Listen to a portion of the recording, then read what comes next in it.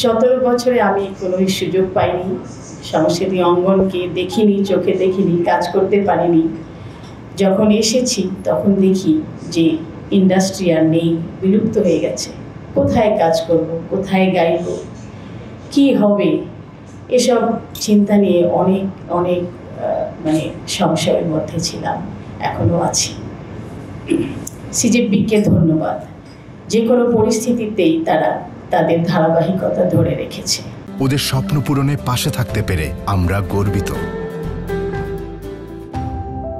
দেশের সামগ্রিক অবস্থায় নানা সংশয় তৈরি হয়েছে মানুষের মনে, সংশয় তৈরি হয়েছে আমাদের সাংস্কৃতিক অঙ্গনেও, সার্বিক অবস্থা নিয়েও। দিনে দিনে সংকুচিত হয়ে যাচ্ছে সাংস্কৃতিক ক্ষেত্রগুলো। মিউজিক ইন্ডাস্ট্রি নেই, সিনেমা ইন্ডাস্ট্রি নেই। বাংলা সংস্কৃতির এই দুই প্রধান মাধ্যম যেভাবে বিলুপ্ত হয়ে যাচ্ছে, আগামী এই দুই মাধ্যমে যারা কাজ করতে চাইবেন বা যারা এটাকে পেশা হিসেবে নিতে চাইবেন, তাদের পথ কতটা সুগম হবে তা নতুন করে ভাবার দরকার।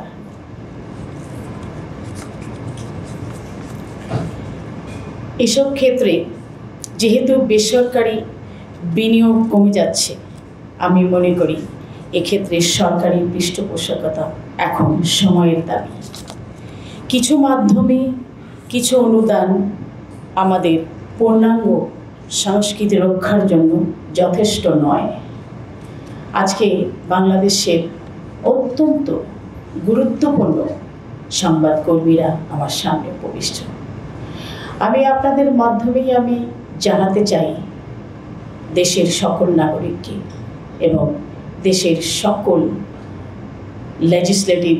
লেজিসলেটর এভরিওয়ান যারা দেশকে ভালোবাসেন, দেশের জন্য সংগ্রাম করেছেন, কষ্ট করেছেন, জুলাই আগস্ট থেকে শুরু করে সকল সংগ্রামীদের যারা প্রয়াত হয়েছেন তাদের রুহের মাগফিরাত কামনা করছি। সেই সাথে আমরা যে একটি নতুন পরিবেশ পেয়েছি, এখন আমাদের দায়িত্ব এই পরিবেশকে নিয়ে দেশকে গড়ে তুলতে হবে নতুন করে।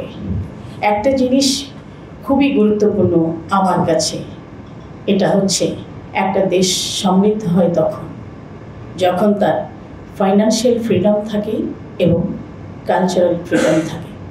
কালচারাল ফ্রিডম এভরিথিং কভার করতে পারে, আর সেটাকে সাপোর্ট করতে হয় ফাইন্যান্সিয়াল ফ্রিডম। এই দুটো যখন থাকবে, সেই দেশের উন্নয়ন কেউ ঠেকাতে পারবে না, কোনোদিনও না। তো আশা করি আমরা সবাই কিন্তু সংগ্রামী নাগরিক। আমাদের দেশের বর্তমান পরিস্থিতি যা ঘটে গেছে তা নিয়ে আক্ষেপ না করে সেখান থেকে শিক্ষা নেওয়াই ভালো।